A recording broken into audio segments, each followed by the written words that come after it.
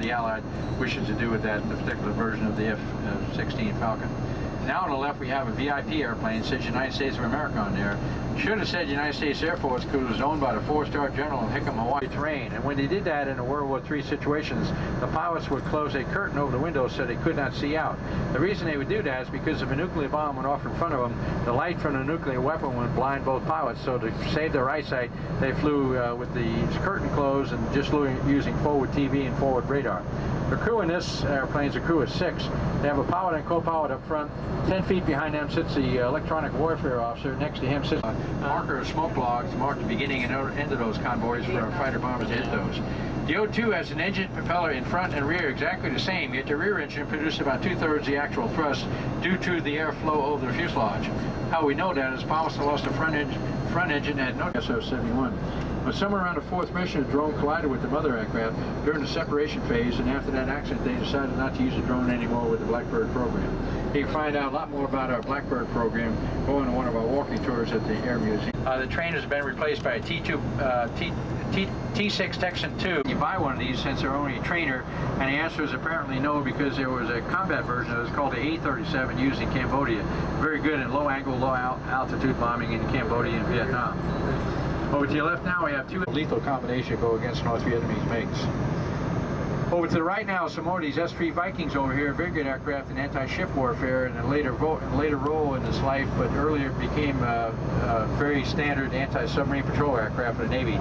Now we have some KC-135 tankers here, and some also A-10s over here. This area with the A-10s and the 135s used to be covered by F-4 aircraft if something would go wrong. And if nothing goes wrong, he doesn't have to touch the airplane controls. Then the second mission out of the Gulf of Mexico, there'd be nobody on board the aircraft and be shot down by the latest of our air-to-air weapons and tactics. Kind of a shame to see the F-4 would be destroyed, but that's the way it is in aviation. Last war is heroes, next war is targets. Helicopters on the left side had the rotor blades removed because the rotor blades actually a honeycomb device on a solid piece of metal. The A-7, the most precise fighter bomber during mid-years in the Vietnam War. During most of the early part of Vietnam, they were the most precise fighter bomber. You have a truck or a tank or a gun under a tree, and you had to hit it with a precise weapon. The A-7 was your best bet to hit that. Also, we got some more Navy trainers over here. Then in the back, behind those, we got some A-4s over there. A-4s are over 50 years old, but why are they being kept here? The reason is because some of our allies still fly A-4s. Also, the Navy loved the A-4 because of its good maneuverability, and they can use that in air-to-air combat with our other upgraded Navy pilots in the Top Gun exercises. We're going to stop the side of the road here real quick, giving you a chance here. The F-4 program office determines the fate of their aircraft. So each program office owns and controls the destiny of the airplane parked here. AMARG does the work, but does not control the life of the airplanes, how long they stay here and all that stuff.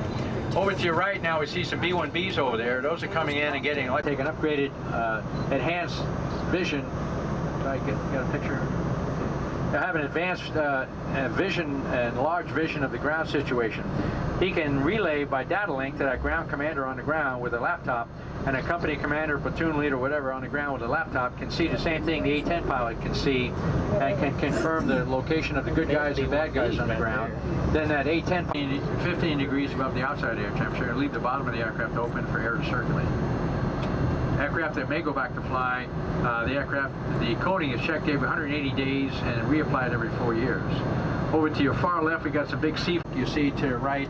Those are the aircraft that are going to become drones, and they'll be shot down to be targets. And unfortunately, about 100 years from now, archaeologists will look down at the seabed in the Gulf of Mexico, see all these F-4s be shot down, and wonder what happened to the war. We had a war with Mexico, nobody knew about. The fuel removed in that area, the fuel be checked for contamination. If the fuel is okay, be pumped back to base fuel supply. Also, the mechanical parts on the aircraft, the engine and mechanical parts, be coated with a preservative oil at that time to allow it to have that oil as a protection against corrosion while sitting for many years out in storage. Next on your right, we have sort of a non-destructive testing building here where they can test for X-rays and cracks and wear. Waiting in turn, as I said before, for the program manager to determine what they're going to do with them. AMARG does not determine the life of the aircraft stored here, but they do the work after the program manager tells them what to do. And the B-1Bs over here getting some of their upgraded electronic components. Ahead of us we got some Learjets, and I'm trying to start a rumor here. The Air Force is going to give one of these Learjets to one of the narrators on this bus, so if you can pass that rumor around, I'd appreciate it. Next, coming up on the right in the back, are owned by the Air Force Museum for trading purposes. We got some intercontinental ballistic missiles here, a Thor, Jupiter, offset to the Russian missiles sitting over Russia with their warhead on top. Neither side, as far as I know, ever shot a nuclear missile at each other, so we had peace through deterrence. Aircraft on the other side of this bridge that we're approaching are called recovery insurance aircraft, otherwise known as spare parts. Way out to your right, you see the big C-5s over there. Apparently the C-5 program had a budget reduction, so they had to cut the number of aircraft they had flying. So they took the high value ones, the ones that cost the most money, and also the ones with the longest time. And in the back, you see some B-52s cut up back there. As I mentioned earlier, we had the START agreement with the Russian government to dispose of our nuclear bombers, set schedule and tail number date. We dispose of our B-52Gs over there. The Russians do the same thing with their aircraft. Both sides monitor each other by satellite, and both sides send inspectors. We send inspectors out there in the ice and snow verifying the Russian aircraft being disposed of. We can always tell when the Russian inspectors come here to wearing golf shoes and carrying a 9-iron. Also, the B-1Bs over here. These are B-1Bs having the parts removed. The first one to come over was 056. Electronic jamming underneath the rudder, engines removed, ejection seats, electronic offensive, defensive equipment removed, and shipped back to the B-1B supply system, so to save a lot of money using these parts, not having to buy those parts. Also, the F-18 Hornets on the right, then some F-4s and some more F-18 Hornets here. These are the latest of the Navy and Marine aircraft flying in combat in Iraq and Afghanistan. These are the earlier ones built in the mid-80s, using up their flying time. Notice the brown one, the third one in with a red star. That was an aggressor airplane used by the Navy and the Top Gun schools. F-111s on the right, F-111s on the left, used to supply parts to the F-111s flying in Australian Air Force up the tired the F-111s, but they used to get their parts for their aircraft that were flying from the aircraft stored right here. Also, we got the C-141s here. This is less than a quarter of the 141 fleet that was here about 2 years ago.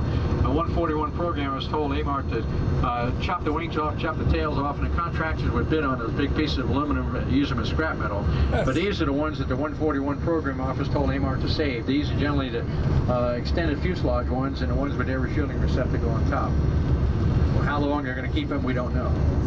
Also on the left we have some 707s here bought by the Air Force as spare parts for the KC-135 tanker fleet. Boeing built the 707 airliners and 135 tankers at the same time, many parts interchangeable. Helicopters on the right, somebody used in VIP activities in Washington, D.C. Also, we got some more A-10s here waiting in turn, possibly get a new wing and also get their upgraded on electronic equipment.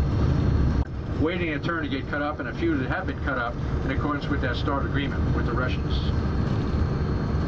As we come up to the turning point, ahead of us to the left is tooling equipment used by the manufacturer to build a fuselage and tail section B-1 bomber.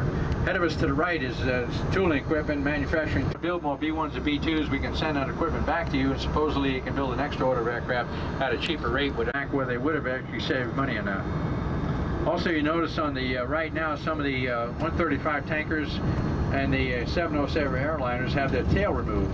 But when they remove the engines from the aircraft, they also remove the vertical tail, because the vertical tail is a counterbalance to the weight of the engines. Also, another one of those looking glass airborne aircraft, OF on the tail, looking glass, flying out of Offutt Air Force Base, Airborne Command Post.